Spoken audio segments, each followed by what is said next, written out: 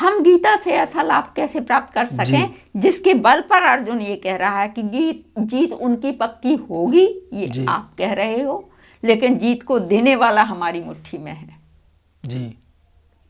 वो हमसे बाहर जा नहीं सकता, हमें छोड़कर जा नहीं सकता, वो मेरी मुट्ठी में है, मेरा ऐसा दृढ़ विश्वास। ये अर्जुन का दृढ़ विश्वास आज दर्शन में है जो आपके साथ गीता के पाठ में आपको नहीं मिल पाता है जी। समर्पण करते नहीं है जी, केवल बातों बातों में रहता है, तेरा तुझको अर्पण क्या लागे मेरा।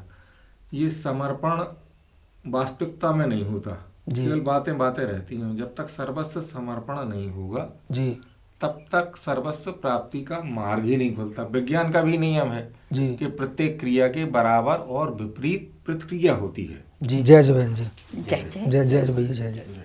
बहन जी, एक सवाल आपसे है, काफ़ी चर्चाएं आपसे हुई हैं जी, आध्यात्म और मनुष्य के जीवन को लेकर, सुख शांति को लेकर। हमने गीता का नाम बहुत सुना है और मैंने पढ़ा भी है गीता को काफ़ी। गीता में भी बहुत सारी बातें सुख शांति को लेकर, मनुष्य के जीवन को लेकर लिखी भी हैं, ये भी पढ़ी हैं। और क्या गीता के पढ़ने से, जो गीता पाठ करते हैं हम, उससे जीवन में सुख शांति लाई जा सकती है या समाज में फैली अराजकताएं, परेशानियां ठीक की जा सकती हैं पाठ करने से या गीता के अध्ययन करने से, या गीता से जो प्रवचन वगैरह, सत्संग वगैरह होते हैं, उनको सुनने से क्या जीवन में सुख शांति, बदलाव या नियंत्रण वाली बात जी संभव है? प्रश्न आपका आपसे ही जी। अभी अभी आपने कहा कि मैंने गीता पढ़ी है। जी, पढ़ी है। यानी बातें दुविधा की न रह जाएं। जी। तो क्या आपका जो प्रश्न है उसका उत्तर आपको आपके अनुरूप मिल पाया? जी, पढ़ने से सत्य के धरातल पर। जी, पढ़ने से जानकारी मिली है कि गीता में ऐसा लिखा है जी, लेकिन जो गीता में लिखा है कि किस तरह से इंद्रियों पर नियंत्रण या इस तरह की बातें, क्या वो आपके जीवन में वो जीवन में नहीं आ पाया। नहीं आ पाया। वो जानकारी मिली है, जानकारी मिली है, और उनको जीवन में उतारा कैसे जाए वो कला आपको नहीं मिल पाई। हाँ, वो नहीं मिली है, वो विधान नहीं मिल पाया जी। कि जो गीता में लिखा है उसे हम अपने जीवन में कैसे उतारें। हाँ, कैसे उतारें। आपका प्रश्न शायद यही है। और आज सर्वत्र जो गीता प्रेमी हैं जी, गीता को पढ़ने, सुनने, जी, रटने के बाद और गीता में लिखे हुए कार्य को अध कचरे रूप में करके उसके प्रेम में बावलेपन होने का एहसास दुनिया को दिला रहे हैं। थोड़ी बात कड़वी है, वह भी गीता में लिखी हुई हर बात को केवल कल्पना में लाकर उसमें अपने आप को खो देते हैं। जी। गीता कल्पना की चीज़ नहीं है। गीता में जो लिखा है उसका आनंद और वह सब कुछ मनुष्य अपने जीवन में प्राप्त करने में समर्थ हो सकता है। जी। गीता गलत नहीं है। गीता आदमी का सुधार हो सकता है। जी। गीता से वह सब कुछ प्राप्त किया जा सकता है और प्रत्येक प्राप्त कर सकता है जो वो अपने जीवन में चाहता है। जी। समस्या यहाँ है आपकी कि ऐसा करने के बाद, यानी गीता को सुनने के बाद, गीता को पढ़ने के बाद भी गीता से जो हो सकता है वो नहीं प्राप्त हो रहा। जी। यहाँ आपकी समस्या है, और यहीं पर मेरे विचार आपसे भिन्नता रखते हैं। जी। कि गीता को पढ़ने, सुनने और कहने से उसका लाभ आपके जीवन में मिल पाए, ये असंभव असंभव असंभव है। जी। ऐसा हो ही नहीं सकता। गीता को पढ़ करके आप बहन जी, पुण्य तो होता है, गीता पढ़ रहे हैं तो पुण्य तो हो रहा है, शांति मिल रही है, ऐसे आपकी ही संतोष। बात कुछ देर के लिए, जैसे आपने कहा कि पुण्य होता है या शांति मिल रही है, ऐसा कहने वाले तत्काल अपनी बात को कहने के लिए खड़े हो सकते हैं जी। कि नहीं, गीता को जितनी देर हम सुनते हैं बड़ी शांति मिलती है। जी। ये जो कुछ भी आपको प्राप्त होता है गीता को सुनने और पढ़ने से जी वो क्षणिक होता है।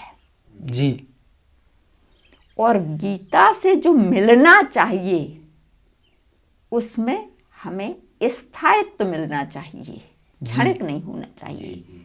क्षणिक मिलने वाली चीजें चमत्कार कहलाती हैं, ईश्वरीय नहीं, ईश्वरीय कृपा नहीं, वो चमत्कार कहलाती हैं। चमत्कार नष्ट होने वाला। हाँ, होता यही है कि जैसे थोड़ी देर के कथा लिए सुन रहे हैं, शांति मिली, हमें अच्छा लग रहा है, उसमें प्रसन्नता डूब हो गए। रही है, और कथा से बाहर निकले हैं फिर वही व्यथा और शुरू फिर हो वही जाती व्यथा शुरू हो जाती व्यथा है। शुरू हो ये जाती यथार्थ है। गीता वो है जो हमारे पास आते ही हमारी दुनिया, जब तक हमारा जीवन है तब तक के लिए पूर्णतया बदल दे। फिर कोई भी प्रश्न हमारे पास शेष ही ना रह जाए, सारे उत्तर मिल जाएं, उसे कहते हैं गीता। अर्जुन का जीवन बदल गया गीता के उपदेश को सुनकर, देखकर। काम तो उसने सारे दुनियावी किए, लड़ाई भी लड़ी जी और सब कुछ रहता रहा वैसे ही जैसे पहला रह रहा था, लेकिन उसका जीवन बदल गया। उसमें स्थायित्व तो आ गया, क्षणिकता नहीं है। जी तो जो आपको क्षणिक सुख मिलता है वो क्षणिक सुख सुख नहीं कहलाता, बल्कि वो और कष्टदायी होता है। जी, छलावा कह सकते हो वो उसको। छलावा कह सकते हैं आप। और जो आपने कहा कि जो हमें पुण्य मिलना चाहिए, जी पुण्य का तात्पर्य है कि जिसके आते ही सारी अपूर्णता, जी सारे दोष, सारे दुख दारिद्र जी अपने आप संपूर्ण जीवन के लिए नष्ट हो जाना चाहिए। जी पुण्य का ऐसा दर्शन है, पुण्य का ऐसा प्रकाश है। जी और हम सोच लेते हैं चलो उतनी देर के लिए तो समय जो था हमारा जी। पुण्य में गया, हमने अच्छा काम किया। ये अच्छा काम आपके पुण्य की गणना में नहीं लिखा जाता ईश्वर जी। के हिसाब में। जी। इसीलिए आपको शांति प्राप्त होकर भी वो शांति मिल नहीं पाती, बल्कि जी। आप दुखी और परेशान और हो जाते हो कि वहाँ गीता सुनने चले गए, जाना जरूरी था, इतनी देर में ये काम हमारा बिगड़ गया। जी जबकि गीता को सुनने के बाद काम बनना चाहिए, बिगड़ना नहीं चाहिए। जी तो दूसरा प्रश्न उत्पन्न होता है कि गीता जब सब कुछ देने वाली है तो उससे आदमी को सब कुछ क्यों प्राप्त नहीं हो पा रहा? जी ऐसा समस्या यहाँ हाँ, आती भूल है। कहीं ना कहीं तो कोई भूल है। कहीं ना कहीं कोई भूल हो रही है। तब ये समझ में आता है कि गीता ने जो कहा वो हमने सुना ही नहीं। जी गीता ने क्या कहा? भगवान कृष्ण अर्जुन को उपदेश देते हुए कहते हैं, सर्वधर्मान परित्यज मामेकम शरणम व्रज, जी अहम त्वा सर्व पापेभ्यो मोक्षयिष्यामि मा शुचा। जी तुम अपने सब धर्मों को छोड़कर मेरी शरण में आ जाओ, एकमात्र मेरी शरण में आ जाओ, मैं तुम्हारे सभी पाप कर्मों को नष्ट कर तुम्हें अपना ही स्वरूप प्रदान कर दूंगा, तुम मेरे ही जैसे हो जाओगे। और ऐसा उद्देश्य लेकर ही उद्देश्य आपका यही है कि हमें भगवान की शरण में जाने के बाद सब कुछ प्राप्त हो जाना चाहिए, लेकिन उसके चरणों में जाने के बाद, गीता में बैठने के बाद, सुनने के बाद ऐसा होता नहीं है। तो अभी अभी जो श्लोक मैंने कहा, जी केवल ऐसा ना करने के कारण हम जो चाहते हैं वो नहीं हो पाता। जी तो बहन जी आपने कहा सर्वधर्मान्य मामेकम, हाँ, सर्वधर्मान परित्यज, मतलब इनका त्याग हो गया फिर तो वो जी मतलब सभी धर्मों का त्याग हो जाएगा, इस तरह की बात। हाँ, सभी धर्मों को छोड़कर जी तुम मेरी शरण में आ जाओ। अब आप कहेंगे तब तो हम फिर सन्यासी बन जाएंगे, हमें अपना सब कुछ छोड़ना पड़ेगा जी। और इसलिए हम अपना परिवार नहीं छोड़ सकते जी। अब ये सभी धर्म होते हैं ना बहन जी, जैसे पारिवारिक भी जीवन धर्म है, उसमें पारिवारिक बाकी है, संस्कार हैं, सामाजिक राजनीतिक हैं, ये सारे आदमी के ये कर्तव्य सारे धर्म हैं, हमारे धर्म कर्तव्य हैं। हैं जी और हम इसमें ही रहना चाहते हैं। और वहाँ ये कह दिया गया कि तुम सब धर्मों को छोड़ करके आओ, जी और जब तक ऐसा करोगे नहीं तो गीता पढ़ने से तुम्हें लाभ प्राप्त हो पाए, ऐसा नहीं हो पाएगा। जी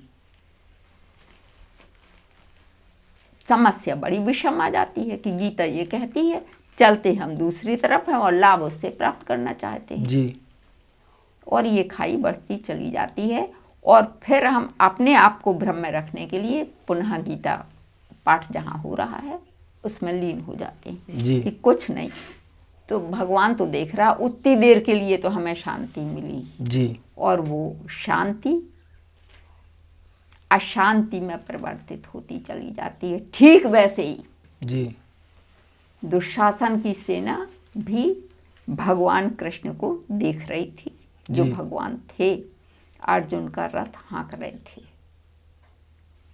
वैसा ही स्वरूप अर्जुन भी देख रहा था, लेकिन अर्जुन ने उनके उस विराट स्वरूप को देखा था जी जिसके बल पर अर्जुन से सभी पांडव बैठे थे। और कृष्ण ने एक बार कहा, मुझे युद्ध में ये दिखाई दे रहा है दुर्योधन की जीत पक्की दिख रही है। जी अर्जुन बोला, आपकी बात 100 में 100 सही है, जी हम भी ऐसा देख रहे हैं कि दुर्योधन की जीत पक्की दिखाई दे रही है। जी लेकिन मैं इस वाक्य में एक वाक्य और जोड़ना चाहता हूँ, जी जो मेरा अपना दावा है जी कि जीत को देने वाला वो मेरी मुट्ठी में है। जी जीत उनकी पक्की है, लेकिन जीत को देने वाला मेरी मुट्ठी में है।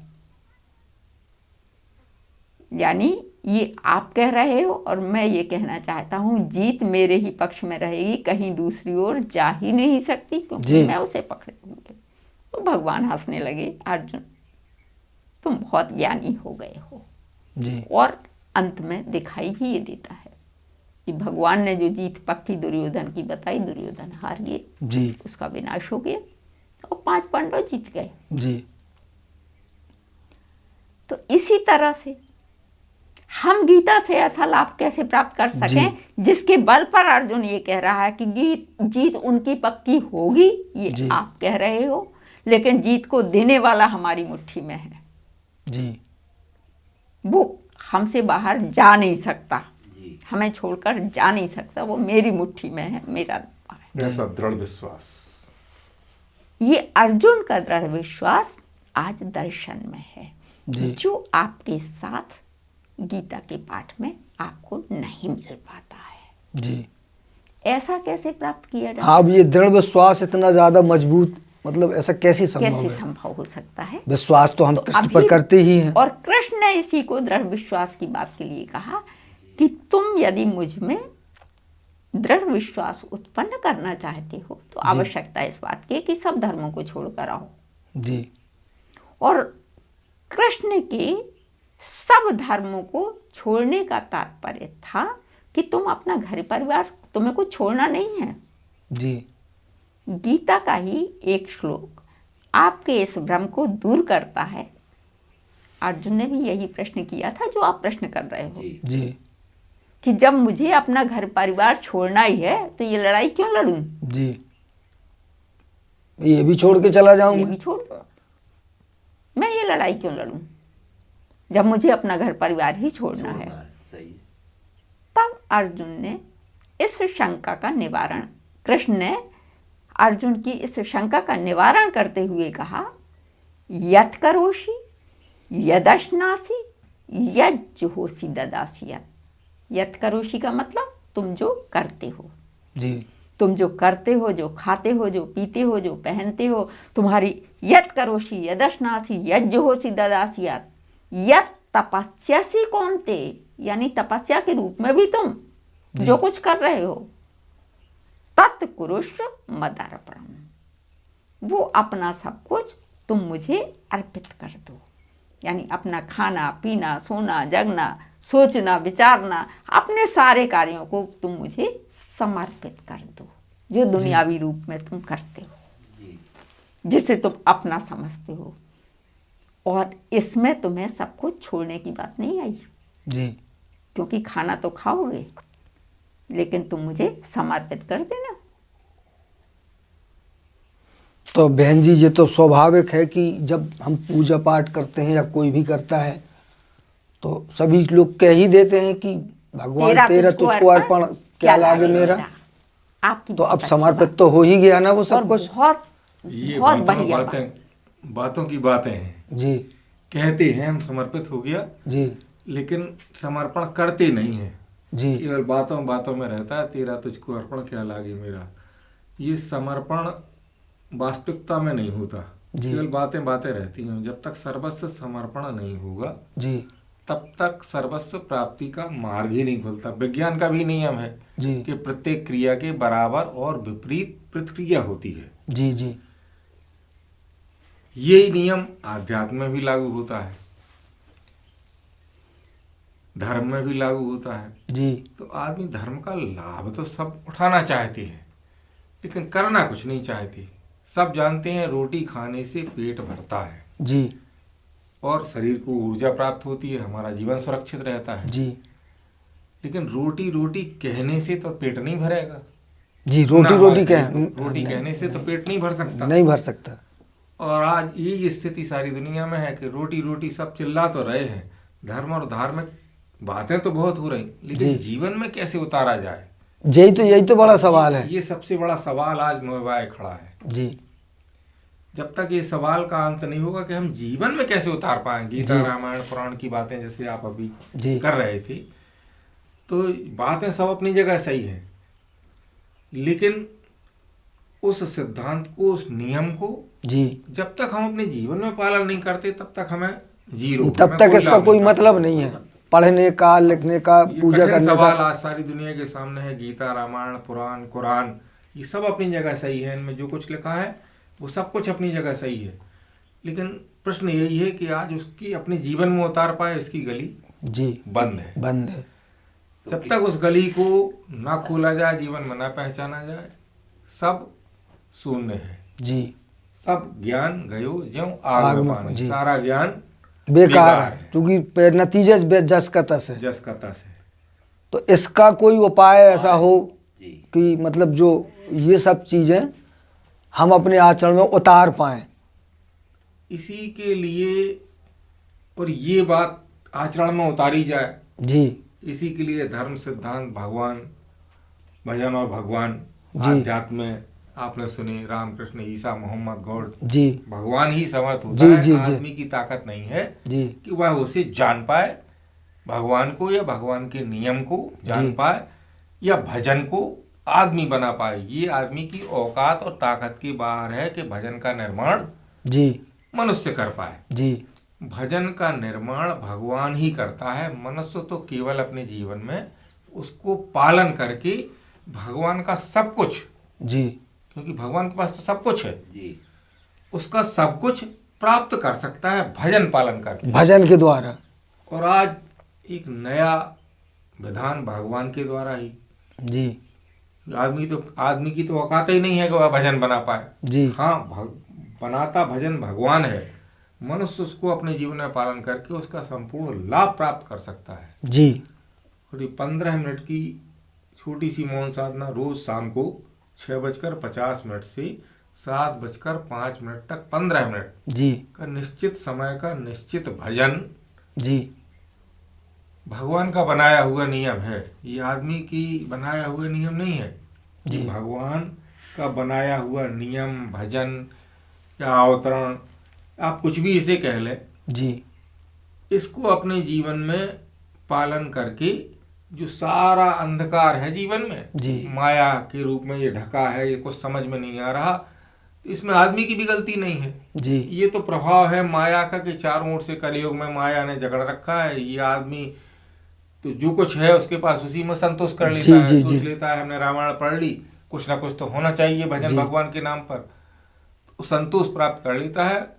वो पूर्ण संतोष नहीं है, वो अस्थाई, जैसे स्थाई अस्थाई की बात हो रही थी, जी। तो ये अस्थाई है। जी। प्रेम मेल एकता जितनी भी आज क्षणिक है, थोड़ी देर के लिए अस्थाई है। अस्थाई चीज से सुख शांति नहीं पाई जा सकती। जी। क्षणिक सुख तो पाया जा सकता है, जी। शांति नहीं पाई जा सकती। स्थायी शांति और सुख जहाँ है उसे ही परमात्मा का भजन नियम कहा गया। जी। और ये 6, 50, 7, 5, 15 मिनट की मौन साधना की जो बात कही, ये भगवान की ओर से ईश्वर प्रदत्त अति रहस्यमय महायोग जी। और जीवित महामंत्र है मौन साधना। तो जी। ये एक नियम है, इस नियम की पूरी जानकारी, और ये भगवान का बनाया हुआ नियम है, भगवान के बनाया हुआ भजन है, इसकी पूरी जानकारी प्राप्त करके 15 मिनट आप करेंगे तो सारे प्रश्न फिर ये हम आपको बताएं या आप हमें बताएं, इनकी कोई जरूरत नहीं है। खुद अपने आप में इनका हल मिलता जाएगा। करना है, कहीं पूछने नहीं जाना। जी। जी। कहीं सलाह लेने नहीं जाना। आपकी आत्मा, आपका परमात्मा स्वयं आपको, केवल काम तो आपको करना पड़ेगा। जी। रोटी से पेट भरता है तो रोटी तो खाना पड़ेगी। जी। जी। अब रोटी खाने के लिए रोटी बनाना भी पड़ेगी। रोटी बनाने के लिए क्या क्या लगता है वो व्यवस्थाएं, आटा, पानी, ईंधन, कैसे बनाई जाती है, ये सब विधान आपको जानकारी होना चाहिए। जब विधान की जानकारी होगी तभी रोटी बना पाएंगे, और जब उसे ग्रहण करेंगे, खाएंगे, तभी पेट भरेगा, शरीर को ऊर्जा प्राप्त होगी। तो साधना भी एक साधना भगवान ने भजन के रूप में आज धरती पर अवतरित हो गई। जी। उसका पूर्ण विधान का परिचय प्राप्त करके आप जब उसे करेंगे, जी। जी। जी। फिर कुछ समझने और समझाने का प्रश्न अपने आप खत्म हो जाता है। सब ये समस्याएं समाप्त हो जाएंगी। मतलब हम गीता में जो बताया गया, जो रामायण में बताया गया, उसको आचरण में उतारा जा सकता है। आज तक केवल हमारे जीवन में कल्पना है, बातों में उनका यथार्थ लाभ प्राप्त कर सकते हैं। सच्चा रामायण, कुरान, बाइबल जी सब अब लिखा सब जगह है जी, लेकिन उनका वास्तविक लाभ हमें जीवन में प्राप्त 15 मिनट के भजन पालन के द्वारा स्वतः होने लगता है। फिर ये दिखाई लगता है ये बात तो कुरान में भी लिखी, ये बात बाइबल में भी लिखी, यही तो रामायण बता रही है, यही तो गीता बता रही है। अभी तक हम भ्रम में थे, पढ़ लेते थे, सोचा ये पढ़ना हमारे लिए धर्म है। कोई रास्ता ही, आदमी को रास्ता जब नहीं दिखता है सोचता है ऐसे पढ़ लें तो चलो अच्छा काम हो, जी जी, समाज में 4 लोग हमें अच्छा कहेंगे, धार्मिक कहेंगे, यहीं तक सीमा रह गया। उसका जो असीमित लाभ है उससे हम और जब संपूर्ण जगत आज वंचित है जी, उसका लाभ की प्राप्ति का मार्ग है ये 15 मिनट की जी जी भजन जी। तो मतलब सब समस्याओं का ये समाधान है कि 15 मिनट का निश्चित समय का ये मौन भजन, मौन निश्चित चिंतन किया जाए। ये तो भगवान का भजन है, तो भगवान के पास तो सारी दुनिया की समस्याएं जी का समाधान होता ही है जी, उसे ही भगवान का भजन कहा गया, जिसमें दुनिया की संपूर्ण शंकाएं, समस्याएं का निवारण स्वतः छिपा होता है। और ये भगवान नहीं करता, ये सब कल्पना की बातें हैं, भगवान आएगा आपको ऐसा करेगा, जी जी, भगवान स्वयं आपसे करवाता है जी। उसने सारी शक्तियां आपको दे रखी हैं, प्रत्येक को दे रखी हैं जी। और इसीलिए तो कहा गया कि मनुष्य 84 लाख योनियों में सर्वश्रेष्ठ जीवन मनुष्य जीवन है, क्योंकि इस जीवन को धारण करके ही हम परमात्मा का साक्षात्कार कर सकते हैं, इसीलिए इसे सर्वश्रेष्ठ कहा गया। लेकिन हम अपनी शक्ति को भूल गए। जी जी जी, प्रत्येक शक्ति सबके पास है, हर आदमी के पास है बगैर भेद के जी, लेकिन उसकी पहचान की गली है मौन साधना। जब उसे आप पहचान जाएंगे तो आप सब कुछ करने में समर्थवान बन जाते हैं। फिर आप अपनी शक्ति को स्वयं, अपनी आत्मा को पहचानो, आत्मा ही परमात्मा है जी। हाँ, हजारों प्रश्नों के उत्तर मिल जाएंगे। आंखों से हमें थोड़ी दूर का तो दिखाई नहीं देता, उस असीमित को क्या देखेंगे जी। ये कल्पना है। आप स्वयं जब तक अपनी आत्मा का, अपने आप का साक्षात्कार आप प्राप्त नहीं करते तब तक भगवान के साक्षात्कार की बातें पूरी कल्पना है। जी जी, इसीलिए कहा गया अवतरण मौन साधना सत्यव्रत आदि में आत्मा जी, और अंत में परमात्मा का साक्षात्कार है जी। अपने आप को पहचान कर ही परमात्मा की पहचान का 100% संतोष प्राप्त किया जा सकता है जी। अपने आप को, प्रत्येक को पहचानना है जी। धर्म, सत्य, ईश्वर, ये सारी बातें, सारे प्रश्न अपने आप इनसे समाधान स्वतः हो जाता है। जी जी, बहुत बढ़िया, धन्यवाद आपको, बहुत बढ़िया बात बताई आपने। और सब लोग इसका पालन करेंगे, ध्यान देंगे। अगर कोई बात समझ में नहीं आती है तो कमेंट जरूर करेंगे। मिलते हैं अगले वीडियो में। जय जय। जय